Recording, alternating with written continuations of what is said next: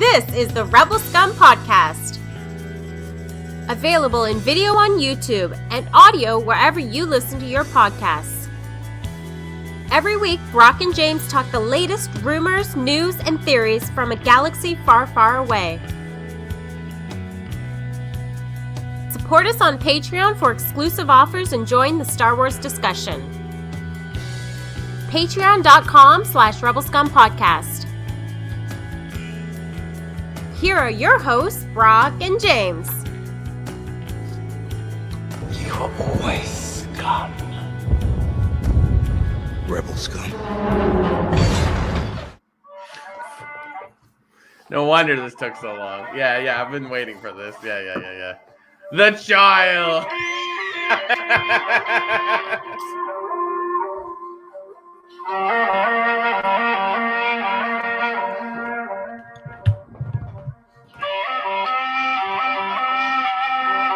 I could bring you in warm, or I could bring you in cold. Oh, Groget's doing the force.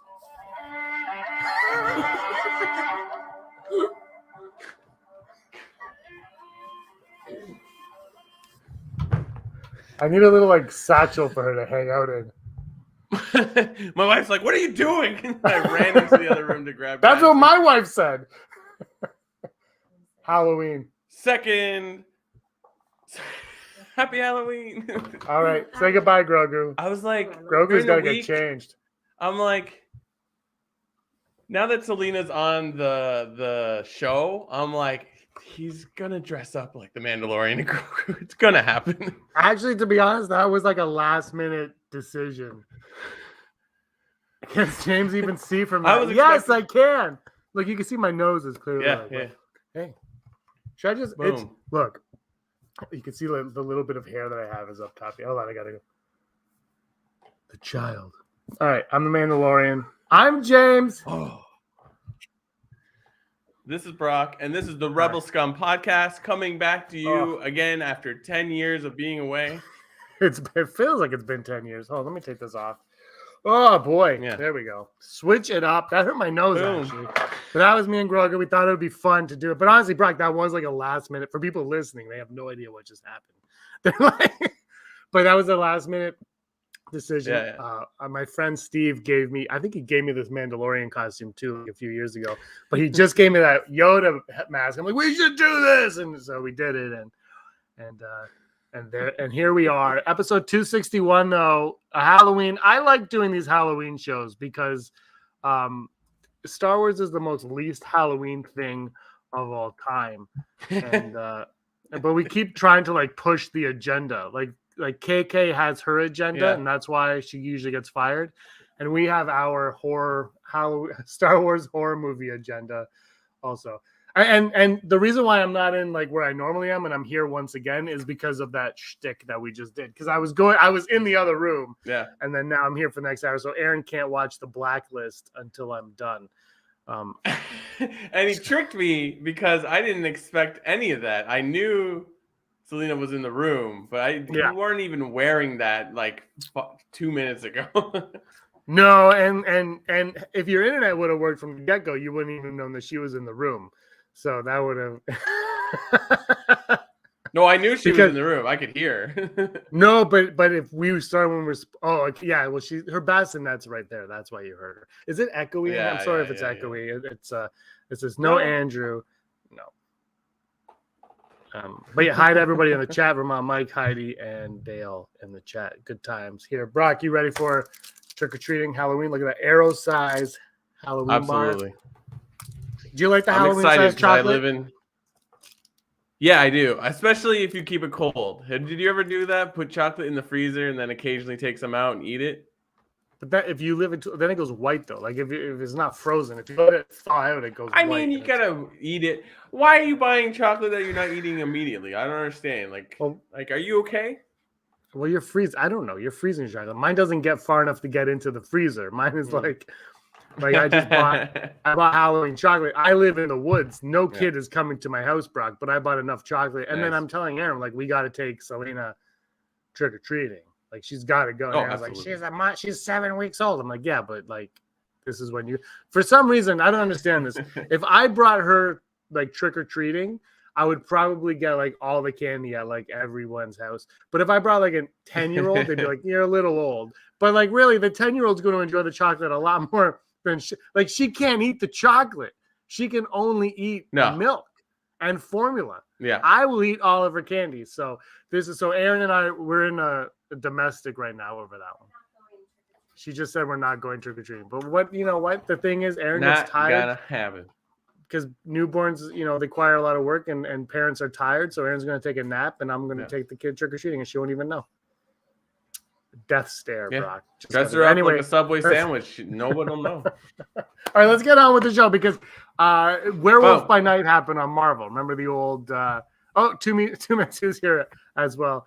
But Werewolf by Night happened on Marvel. We don't talk about that here, but it did happen. You watched it, I watched it. We both very much enjoyed it. It was black and white, so it's not everybody's cup of tea.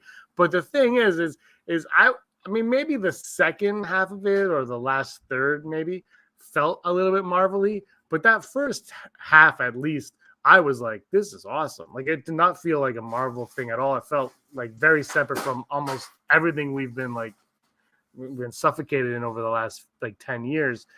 But it got me thinking about Star Wars, because every time we talk about Star Wars, can they do a horror movie in Star Wars? Well, Marvel just did one. And even though it felt separate, that last little bit kind of felt like it was going to connect. And now I feel like those characters, because it's Marvel, they can make those characters work in the greater MCU now.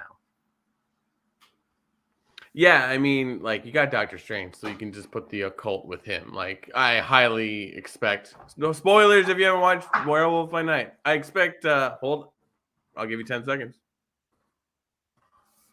I highly expect Man-Thing to show up in a Doctor Strange thing. I don't think he's going to get his own movie, but he's a character that you throw into those crazy things. So and Multiverses of Madness kind of had a horror side to it.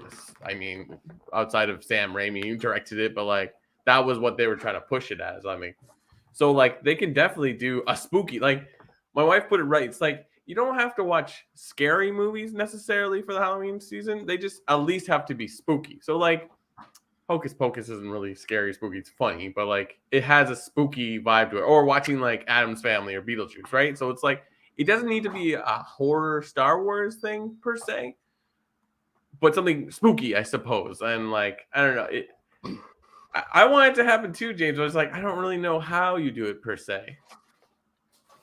No, I'm not sure if I don't know. I think you can do it. And here's what I'm going to say, because this is one of the odds, so I don't want to really go too far into it. But if you look at the cantina in A New Hope, and even before it was called A New Hope, before the special editions and everything, when it was just Star Wars and it was out there, the cantina had a lot of, they still do, obviously, a lot of intriguing aliens and characters in there. Mm-hmm. Obviously Ponda Baba and all that stuff, but in before the special editions, there was a werewolf kind of looking monster that's no longer in there anymore. And that I think you could take what is that character's story? What are the characters in the cantina's story? And they kind of the Terrifying Tales, the Lego thing. I just watched that a few weeks ago, and I'm like, oh, this is fun. Yeah. And that kind of goes a little bit too far, and it's for kids, right? So it goes a little bit too far. But I think you could take a cantina character in Star Wars, and the thing, and what Werewolf by Night did that was so brilliant was it was that special presentation. It was here is a special presentation. Yeah. It is a one-off. It is just because it's Halloween, and you're gonna have a good time. And Guardians of the Galaxy is doing it with Christmas, right? And that one might be a little bit more connected because it's part of the Guardians universe, but Star Wars, I think they're at a point now when Lego has obviously been able to get away with it, and maybe Star Wars as a whole can as well, because they could just be this is a special presentation. It is a one-off. It is a fun romp through Star Wars about the Wolfman in the cantina or Hammerhead in the something in the cantina that's a little bit darker in tone and a little bit more horror or Halloween centric, that deals with the witches of Dathomir, things like that. You can get away with. There's a one-off, a special presentation right there. The witches of Dathomir. Halloween comes, you're you know what I feel like watching? That that episode of Star Wars. That has, you know, maybe they touch on it later on, maybe they don't. That's not the point, but you get it out there. Because Werewolf by Night, I'll probably watch it again next year. Yeah, and I don't care if that, I don't care if, and I know they will, but I don't care if any of those characters ever appeared in anything ever again, because it was so isolated. It was its own thing, and it was great for the season. Yeah, absolutely. What was I gonna say? Oh shoot, I lost it. I mean, yeah, like a Dagobah, go on Dagobah, but there's no Yoda, and you're just in the middle of a swamp that's trying to kill you. Like, that's a good setting. I get these random posts on Facebook that are comic book pages, which I like. I'll click on these because I find it interesting. And there's like I get Marvel ones and I get Star Wars ones. And it's kind of cool because you'll get one page, and if you click on it, like later when you're going through your feed, you'll get the second page. And the one that's been up is a couple pages from the Tales from Darth Vader's Castle, like the horror, horror ones they put out for IDW. And there was one where like this guy like he's like in a swamp somewhere, and like there's a skeleton that looks like Luke from Return of the Jedi and a droid that looks like R2 hanging from the vines, and he has a lightsaber at some point. And I'm like, yeah, this could be fun. And it's like, I think you put it right. It's like you do it with these characters that you're not going to make huge stories out of. So it's like, take whatever the Werewolf by Night character is in Star Wars, which could be one of the literally the werewolf from the cantina, and you just do it. I mean, I'm not saying that Star Wars should copy that idea, but it's like there's still like scary stuff going on. Like I'd argue like with Andor right now, it's like, wow, you're really seeing like the underbelly of the galaxy, or just like how crazy it was when the Empire was in charge. But Escape Dagobah, absolutely. I don't know. You could do it. It's just so weird because I want to say Star Wars is trying to turn a corner, because it's like we're in Andor right now, and it is Jeff's kiss, like probably the best Star Wars in a long, long time. And then Tales of the have you watched Tales of Jedi yet? I haven't seen it yet, no. So I won't go too detail. We'll wait till you watch that and we'll talk about more. But it's just like stuff like that. It's like, yeah, like it's like they throw these little things and it's like that's it. But like, are they deviating that much? Like Andor is great, but it's still just like, here's the gaps of the story you don't know. You know what's going to happen to Cassian. And then Tales of the Jedi is a lot of like Clone Wars, literally the animation from Clone Wars, and then parts of the stories of the movies and the TV show that like they're just filling gaps. Or just like, yes, I want this, but like, are you making a huge move? It's kind of interesting. Like I keep meaning to say this to you. I was like, after watching the last Andor episode, I was like, 6 seasons in a movie. And I'm like, wait, they got the movie. They already have the movie. Well, let me say this. I want to point out that Vermont Mike, I'm putting him on blast right now. Andor says he's kidding. Chill out. But we're gonna pretend that Vermont Mike is saying this for real. I do want to point out one thing about Andor, because I agree with you. I think this is the best Star Wars we've gotten possibly like ever. It's up there with like, and we both like Jedi the best, or Return of the Jedi. But I think this is up there with like Empire Strikes Back in a lot of ways. But but the one thing though is everyone's like, oh, this is how Star Wars should be going forward, and I'm like, hold it, no, no, it shouldn't be. Hold it, take a step back for a second. Yeah, this is great Star Wars, and I would suggest more Star Wars like this in the future. But you know, we're forgetting how much we loved Mandalorian when it came on the scene, and I mean, sure, that's a little bit more playful, it's a little more for kids, but that's a lot of what Star Wars is. So while I think Andor is probably the best we're getting, it might be the best, you know, we get, and there is room for more stories in like that storytelling, the more mature audience storytelling type of way of doing it. I really think we need to like not forget that there is a time and place for like Mandalorian and Obi-Wan and Ahsoka and all that stuff that's coming still, because that stuff is a lot of fun as well. And we've never come on here and talked about how much we hated especially Mandalorian, but we're almost forgetting like what kind of show that is, right? That really brought Star Wars back to the forefront for a lot of people. Andor though, it's so well crafted, so well made, and it is more of that mature storytelling. But I just think we need to like I should take Vermont Mike's comment off of here. But we need to like remember that as much as we love this one, there is still room for those other ones, and that is still a big part of Star Wars. Because it is funny though, Brock, when you look at it, everyone's like, the original trilogy is the greatest. If you look at the original trilogy, and I would probably admit that it is the strongest of all the trilogies we've gotten, but you have Star Wars, you have A New Hope, then you have Empire Strikes Back and Return of the Jedi, and all three of them are so vastly different from each other. Like they are just like, if you actually look at it, you're like, are these even the same? Like, you know what I mean? It's like they're so different. They're not even directed by all the same people. No, they're not. But they're so very different in a lot of ways. I just think there's room for all of this in Star Wars. And look, I do think Andor right now is the greatest we've gotten. I think it's the best looking. I think it's the best acted. I think like that Cyril character is like, I'm like, how is this like my favorite character now? Like he's actually like someone at first I'm like, I hate this guy. Now I'm like, I am all in on this character.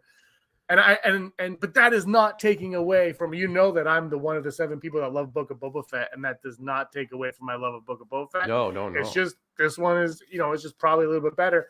And so I just think we need to reel it in a little bit on or even our dislike. Even if you're on the other end of the spectrum and you hate it, just reel it in.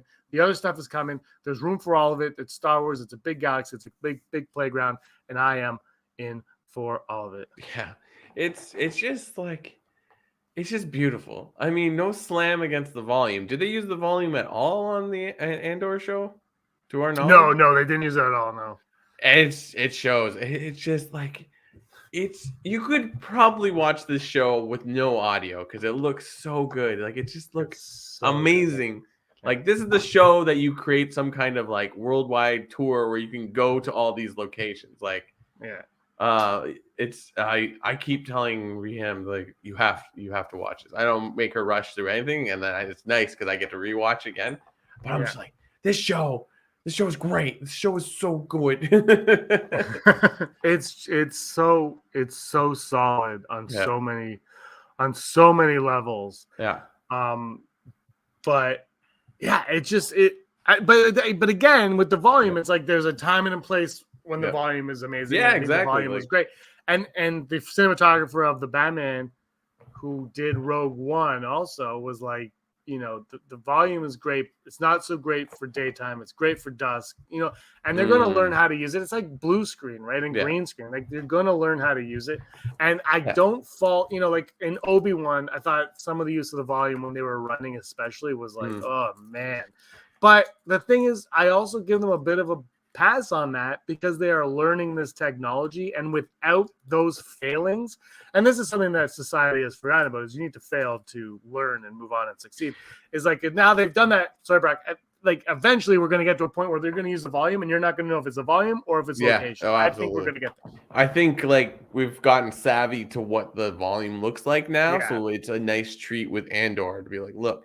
So I haven't even read, like, are people liking Andor? Is it getting like good reviews? Like I can't gauge Andor. I think I see a lot of people loving Andor, and then a lot of people who feel like it doesn't feel like Star Wars.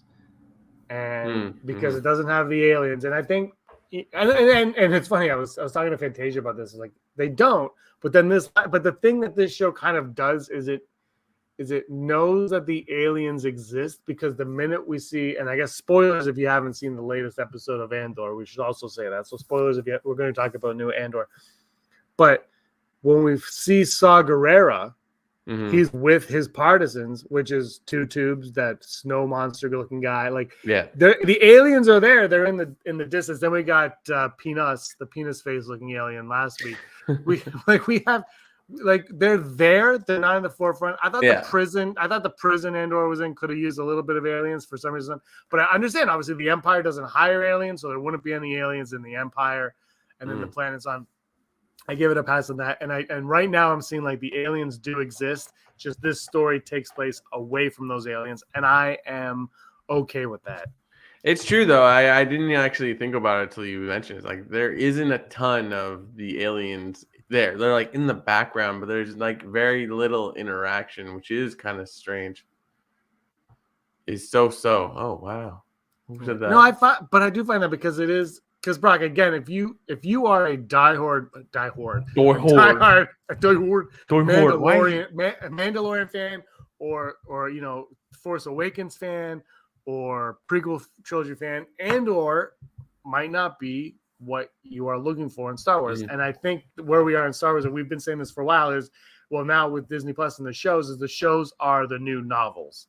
This would have been a novel, right? And not all the novels were for everybody. And so all these stories aren't going to be for everybody. And I think that's perfectly fine and fair for it to not be if you're trying to show different things.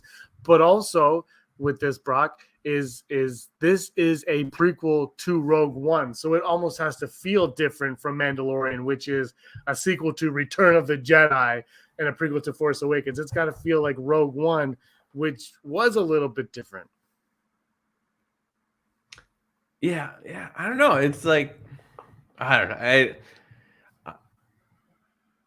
That's true, Heidi. I agree. Like, it's like if we didn't know about it, like, why are you hearing all these alerts I'm getting? Like, Adobe has decided to update every single thing on my computer. No, we're not. Yeah, I agree with Dale on this one. Like, it's like there isn't a ton of action scenes. There are like probably every third episode there's some big thing that's kind of cool, but it's just like they make like the bureaucracy of the Empire interesting, if that makes sense. There are points where you're like, where are we going? And then you're like, oh wow, that's very cool. Like, I feel like this is, I think I said to you through text, it's like this is like the TV version of like the visual dictionaries where you're like, this is called this, and this is called that, and this is how this got here, and this got like, which, as I said before, like these shows that we're getting, like we got really lucky this week and got a whole series of like featurettes from Tales of the Jedi, and then the new episode of Andor. It's just like, yes, they're not stepping forward, but like we're getting more of that detail, which at the end of the day, every Star Wars fans loves that. They don't have to like everything, but like we love it. We loved it since 95 or whenever the expanded universe started, late 80s or whatever. Like, we love it. So like maybe this one's not for you, but the next one's like, oh hi Hawks. But yeah, like I am just you're not gonna sway me. I don't know, James, I know you're not trying to do it, but you're not going to sway me. Andor is a beautiful show, and it's like that first trailer. Remember when we saw that first trailer, we're like, whoa, this looks very interesting, and it's like mind-blowing. I think it's great. And it's wild to me. I don't know if you find this as well. The story really isn't about Andor. He's sort of like the plot device that's moving all these things along. But like, there's so many like different stories going on that all sort of intermingle, and we obviously going to see them explode at the end. But like, yeah, I just like it's great. It's like it doesn't have to be about Cassian at all times. I can't wait for the next episode when it is all about the Mandalorian. Oh my god! I mean, like somebody has to rein in Filoni just a bit. Like, bro, we let you make more cartoons. Like, what else do you want? But again, I don't have a problem with any. Like, I like it all. I do. Yeah, I think Andor. Andor. What really gets me though is like you're like, okay, this is going in that direction, and they're like, nope. Like with my new favorite character, Cyril, and Heidi's favorite. I can't remember her name right now. The Imperial. Deidre Miro. That sounds right. Yeah. When she's like talking to him, I'm like, oh, the team up is happening. And then she's like, don't ever do that again, or I won't tell her. It'll be worse than me. I'm like, what is happening? Like, what? Yeah. So, I mean, like, is he going to be a rebellion fighter at the end? Because he seems so in on the Empire, right? It's like, what is going on here? And then he saw them lie to get what they wanted. It's so, and the one thing I love, and She-Hulk was 9 episodes, and originally it was supposed to be 10, and it ended up being, I haven't seen it all. And apparently they went with 9 because the showrunner or writers or whatever was like, no, this only needs to be 9. We don't need a 10th. And what I appreciate about that and Andor being 12 is I feel like it needs 12 episodes. They're not. Andor is 12? I thought it was 10. No, it's 12. Brock's gone. He's gone streaking. Oh, that is the best news ever. Yeah, It's so- getting one more season or two. One more. It was supposed to be 3 seasons, but it's only going to be 2. Okay, And next year, I thought I heard 3, Yeah. and I was like, wait a second, I thought it it was, was 2. 3. It was 2. Then they changed it to 2. I'm in. Yeah, no, but it feels like it needs those 12 episodes. Doesn't like I obviously we haven't got there yet, so I can't really. Yeah. I've told everybody I'm not going to be like, oh, it's the greatest until we get there. We gotta see if it lands the finish. But yeah, no, it just seems great that they're allowing the story to dictate the amount of episodes that we get. It's not, it's not 8 episodes, it's not 24. It's like, no, we need 12 to do what we're doing, because it feels like it's 4 3-episode arcs. Like, I just rewatched episode 4 with Reham, and there's a part where he meets the rebels on the Shepherd planet. Let's call it that. Yeah, I don't know the name of anything on this. Anthari, I can't remember. I said it a bunch of times. Namor 5 or something. Nikita 5 or whatever. No, that's the prison one. This is the one like they're about to roll. They're about to steal from the bank, and the leader of that little group is like, you're either in or you're in all the way or you're not. And I'm like, and no, there's no way we can prove this, but like all the way, them saying that to Andor and like that being the line that like they had in the trailer that they inevitably cut, and I have a t-shirt of, is like, it's perfect. I'm like, it's probably has nothing to do with anything. What does Heidi say?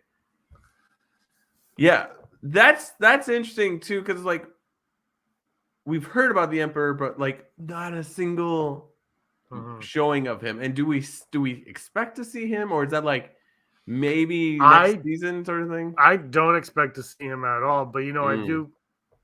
I think what Heidi's saying is, see the Emperor and not Darth Sidious. See the Emperor be the Emperor, and I'm all on board with that. I would love to see that where he's not like, I'm evil, like it's like, oh, I'm manipulating you, I'm the Emperor. Here's my like. I would love to see it. Like they mentioned, they had like a secret meeting or whatever, or a meeting to discuss.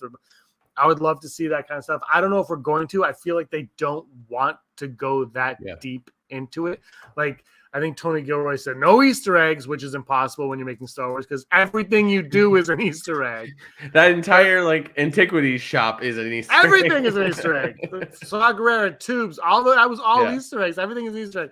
But I think what he means is they're not gonna, Ahsoka's not gonna show up and Luke's not gonna show up. It's gonna be very much grounded in its own ethos that was taken from Rogue One, right? Like that's where I think Andor is less a Star Wars show and more a Rogue One show, if that makes sense, right? Like and that's what it is. And I think, and again, because that's what it is, I'm kind of fine with that. Whereas the other stuff, like Obi-Wan can't be what this is because Obi-Wan isn't everything. So Obi-Wan has to have everything. So yeah, that's where I am on that. But I don't think we're going to get CVP pals, but I would be all in on that, seeing him as the Emperor. I would also like Brock to see Jar Jar Binks in that. I know he's on Naboo like as a street performer or whatever, but I would love to see him just in that the Senate chambers. I would just love to see Jar Jar kind of like, oh, what's Amisa done? Smoking a ciggy. Like, oh, what's Amisa done? He's turned into a toad, like Boss Nass. Dale Erdman's correcting me. He said no fan service, Easter eggs galore. So I stand corrected. But yeah, I would argue that I say some of it is fan service though. Like Saw Gerrera tubes. That's to me. I love 2 tubes. That's fan service to me. Yeah. No, I agree. Like they didn't. I just like it is kind of like it blows your mind when you think about it. It's like they've created this idea that like the rebellion isn't one group; it's a whole bunch of groups possibly smashed together or one. It's like you watch this and you're like, they have no idea what they're gonna do. They're just fighting, and like it all comes down to the villain's son coming and like blowing stuff up and having the Force. It's like I think that's really cool. That's like. This is what they were doing. They were just like, we have to fight. They're like, well, we have to get Luke. Like, Luke Skywalker is not the end game. Luke Skywalker is just a coincidence. And that's something, again, where I feel like the sequels kind of missed the step in it, is that they put too much emphasis on Luke. Like, Luke is a myth. It's like, Luke, no one knew about Luke. Like, Luke was really nothing in those movies. And that's something that, but we won't get into that. But Heidi kind of brought up something about how, like, Luke shot down the Death Star using the Force, but he couldn't have done it without Andor and Jin. And I'm just thinking, and that comment kind of had me thinking, yeah, but also, the whatever her name is, Deidre Miko, whatever. Yeah. All of that is kind of pointless if you think about it, because CVP Palpatine knows what's going on. He knows that there's a rebellion building out there. He knows what's going on. He makes it known in Return of the Jedi. Like, he knows what is happening while it's happening. So I love that they're playing this cat and mouse game, but in the grand scheme of things, Brock, it's moot. Because Palpatine, he sees it all. He knows what's going on. And I still kind of love that. I love that he's making his minions do all this work. And he's like, I know the answer. They're all over the place. But for some reason, he doesn't know the basis, though. But anyway, whatever. It's just a great show. I know we are shills for Disney, but man, it's a great show. Great. And like we won't go into it because I really want to hear your feedback on it once you finally get time to like. Tales of the Jedi was just exactly perfect for Disney Plus. So like you have to watch it, James. It's like just it might take you 2 hours over the space of a day. You'll be fine. You have a baby. You can only watch things for 20 minutes anyways. It's fine. It's fine. It's even harder, but I'm looking forward to watching that show. I've heard really good things about the Dooku episodes. Yeah, and this is not really a spoiler. He's a large chunk of it. The commercial makes it seem like it's a whole bunch of different stories, but it's not. There's a running story throughout. Oh, really? Not like the last 2 episodes, not necessarily, but like it's just like you're just like, yeah, this is perfect for Disney Plus. So it's like Filoni could like never do live action ever. He would still be a busy man. Like the amount of animation they're putting out, it's crazy. But yeah, love it. And we were spoiled this week, quite frankly, and I won't hear anything else about it. Nope, we're good. You want to go to the odds? Let's do it. Successfully navigating an asteroid field is approximately 3,720 to 1. Never tell me the odds. Never tell me the odds, and I don't have my email thing open. So here it is. Never tell me the odds. Brought to you. Oh, I knew it. I was just gonna say earlier that freaking dollar store mask, Dollarama, yo. Every time I see one of those plastic masks in Dollarama, who buys these? And the answer is James. For those of us who would like to finance us, why don't you go over to Rebel Scum Podcast or Patreon/Rebel Scum Podcast, where you could help us buy more plastic masks like this one. True story. I saw a Jar Jar mask this year in a Dollarama. And the fine people that think it's great to finance us are Heidi Feder, Barry Brophy, Dennis Allen, Randy Kenobi, Mary Kristen Aton, Jeff Wilson, Phil Staniforth, Rez, Scott D, Josh Price, Matt W, Frank Perkins, Neil Lowry, Cosmic Girl 02, Gleek Play 1, Disney, Desi, Charlotte, Kayla Davis, Dale Erdman, who's in the chat right now, Girls with Sabers, and Brock.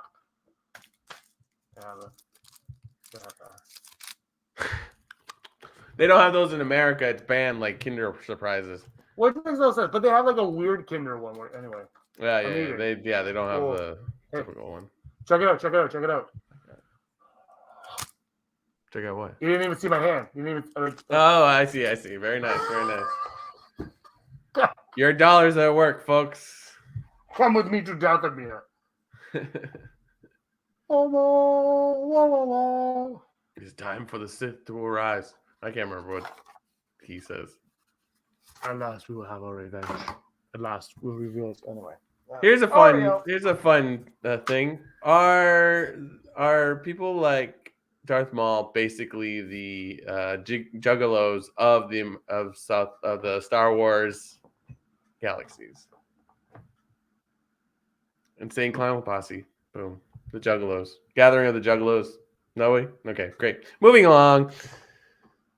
Let's make this our first odd, Brock. Could Maul show up in Vermont Andor? Mike, could Maul show up in Andor? I mean, yeah. I don't know. Not season 2 though. Only season 1. And even then, I don't know because it's 5 years before, and I think he dies 10 years before it. He dies in Rebels. Spoilers. Where does Solo land in this? 10 years. I think it's right before the Rebels episode. Oh yeah, sorry, it's before that. Yeah. No, I think so you're right. I don't think he can. I'm gonna go 11.1% because of Gilroy's no fan service comment. But yeah. So, but I think Maul needs to show up in like or Kira needs to show up in Mandalorian. Oh yeah. That needs to happen. Anyway, I'm going 11.1%. I'm gonna give it 5%. Oh, okay. A weak sauce. This one's from Heidi. Heidi says, "What are the odds that Dedra? I am an Imperia. Is actually Andor's sister. Will she end up being Andor's sister? Don't look for your sister, Cassian. She's dead. Never tell me the odds. Is his sister, Dedra, whatever her last name is. That would be interesting. You know what? I'm going to give full Brock on that because I'm like, okay. All right. Okay. All right. Yeah, I don't know. And she's the only character that we've met that could be, other than like Bix, who clearly not because they had a romantic connection. So that would be weird. But it would be very Star Wars if they did, though. It would be very Star Wars. I almost don't want to go back to that storyline because it's been we're on episode 7 now, and there hasn't been mention of it again since the first 3 episodes. The only thing, Brock, is like, what the hell was the point of it? Yeah, I don't know. Like, you know what I mean? Like, there has to be a point. So I'm gonna go.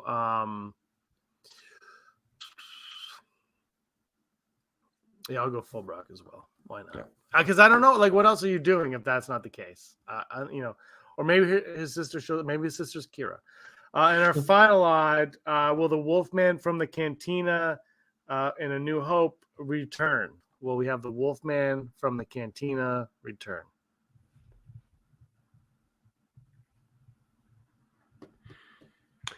It's like one of those characters that I haven't even tried to throw in the background or something. I feel like, oh no, Mike down.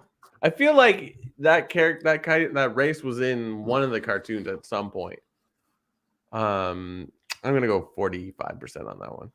Yeah, I'm gonna go 17. Who the hell cares about that? Honestly, we got rid of it. But I'm just saying, like, if you're gonna do your Werewolf by Night Star Wars, you have a character built in, and that's what you want to do. That's what you want to do. So what if it's like a droid that's a vampire?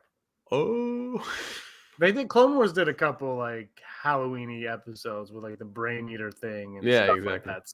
So I mean, we've seen stuff happen. Yeah. But anyway, do you have news? I have news. You need to know. All right, Hollow News time. Take it, Hollow News. Da da da da da. Hollow News. Da da da. Spooky Hollow News. Da da da da.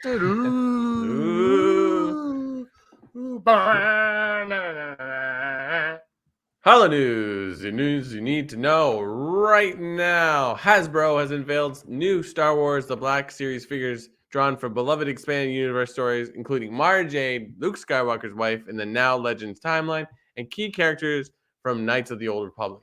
Revealed at Hasbro's MCM Comic-Con in London, Bastila Shan and Darth Malak from Knights of the Old Republic led the charge in terms of the Star Wars The Black Series reveals. While Hasbro released smaller 3-inch versions of these characters in the past, this is the first time we've got either of them at a more detailed 6-inch scale.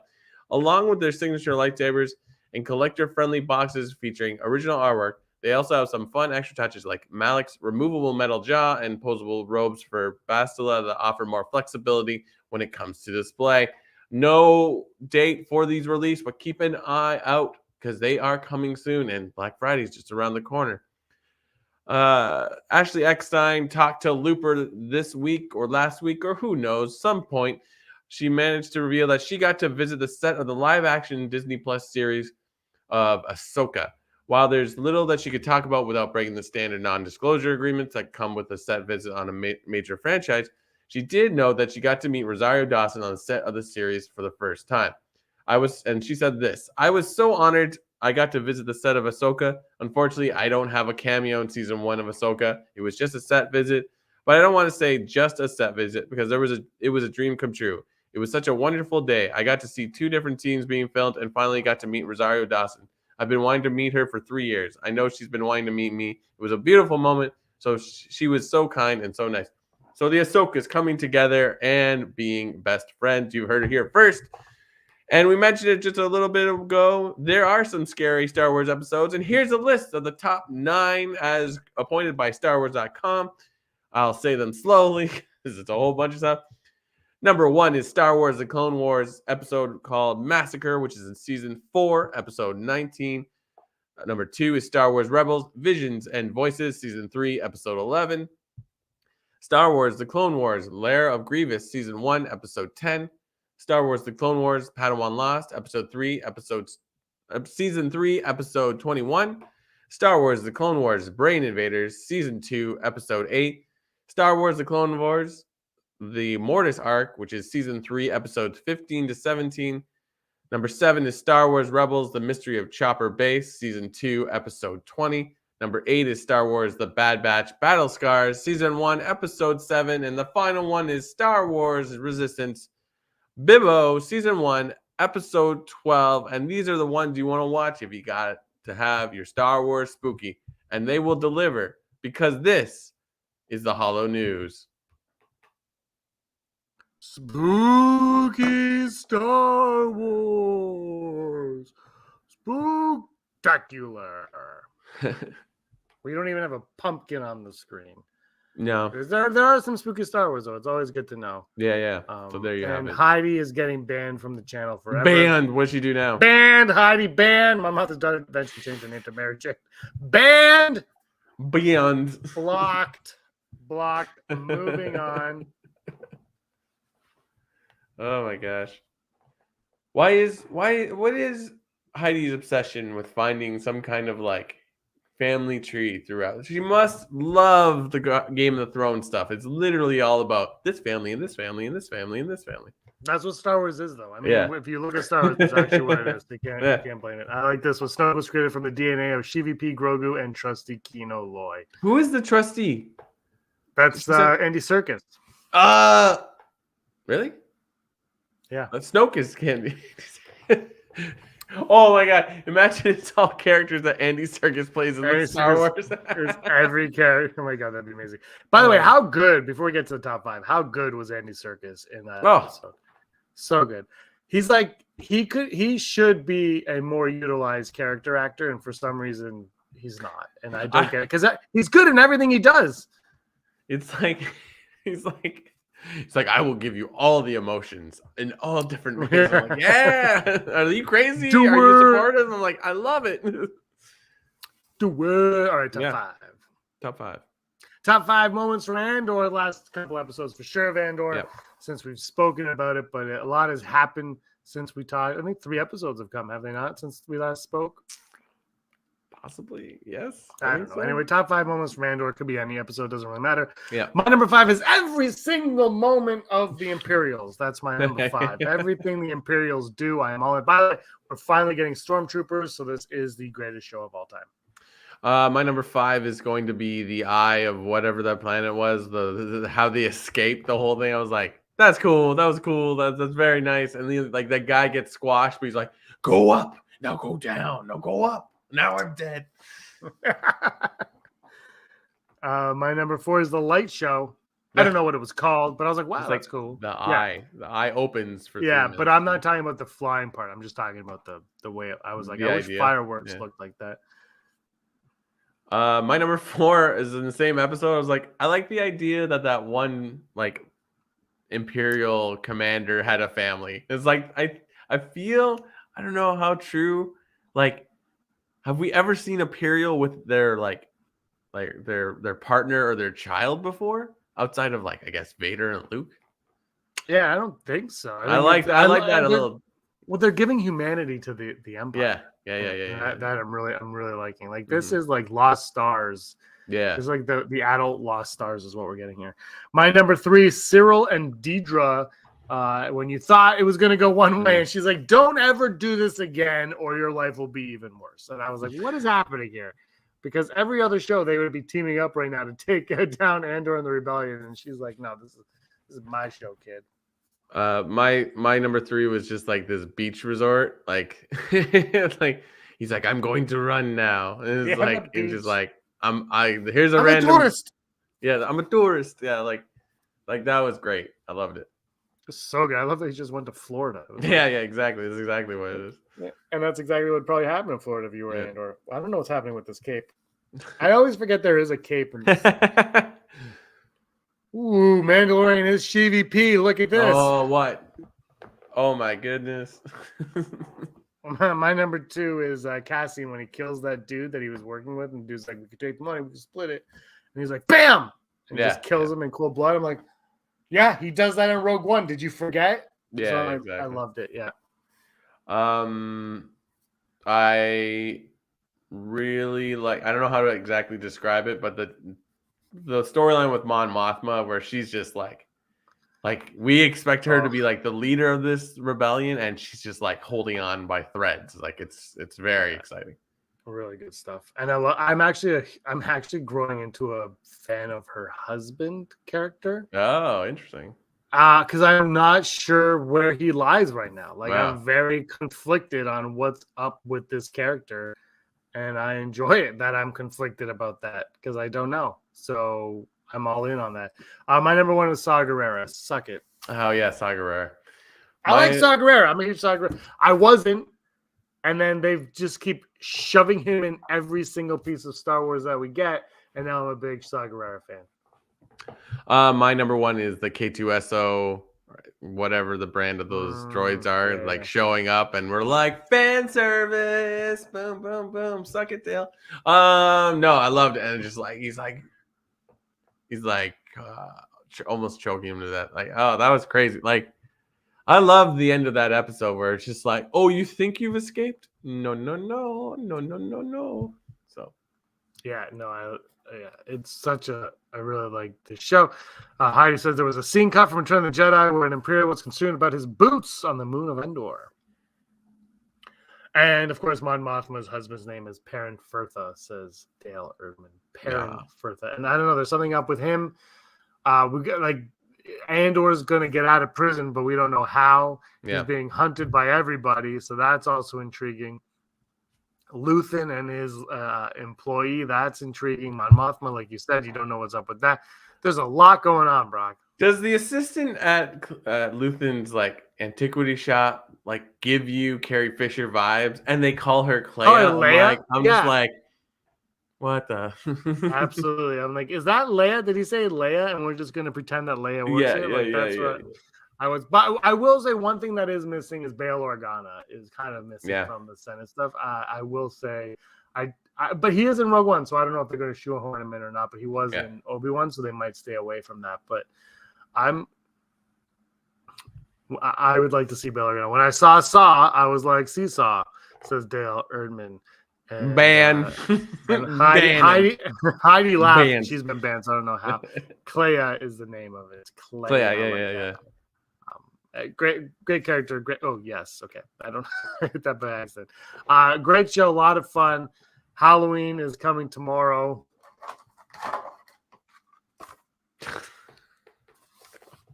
Hello, Brock. I'm Darth Maul. You know, when I moved you to that house, I should have found that mask and threw it away. You and Aaron say the same thing. Yeah. I was like, oh, I think I lost the mask. And then I was like, oh, no, wait, it's actually in safekeeping. It is. I think it's a little damaged, though. I think it did get we got a little crack in it, a little tear. Release the crack. I got a little tear. So might be time to get a new one. Oh. Yeah,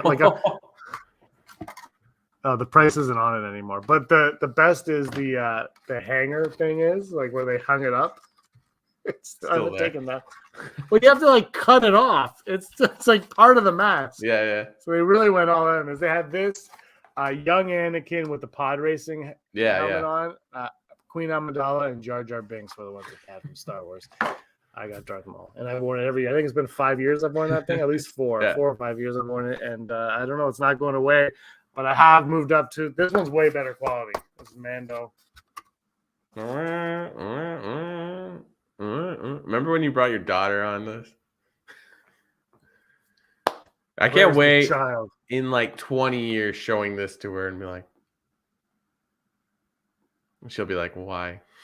Then she'll be like, what is YouTube? Yeah, seriously. I'm trying to read the I don't know story. Oh, Daryl with the jokes, and Heidi likes the fact that the female protagonist isn't a brunette. Yeah, I guess is that our first blonde in Star Wars? Other than maybe. Well, Laura Dern, but she had pink hair, so it might be. Yeah, Laura Dern. Yeah. She had pink hair though, so it could be our first blonde in Star Wars. All right, Brock. Yeah. How amazing would it be if we met a young Holdo or something like that? I don't. Maybe it doesn't fit in this, but like maybe. It would be great. It would be great, but I don't think like a young Leia at the end of the series, like next season, a young Leia with a young Holdo just hanging out somewhere. I'm like, what? That's what I call fan service. Kicking Air is the one who got this for me. So he's I see. So he's biased. He's very, very biased. He missed the beginning. He missed the beginning because that was also his Yoda mask helmet too. So rewind it. All right, Brock. This is the end of the Halloween Spooktacular. Rebel Scum Boocast. Check this out. What if this happened? What if the Mando went as Darth Maul for Halloween? Maybe. I mean, if the horns were on top, it would just be like the Mandalorians that were on his side.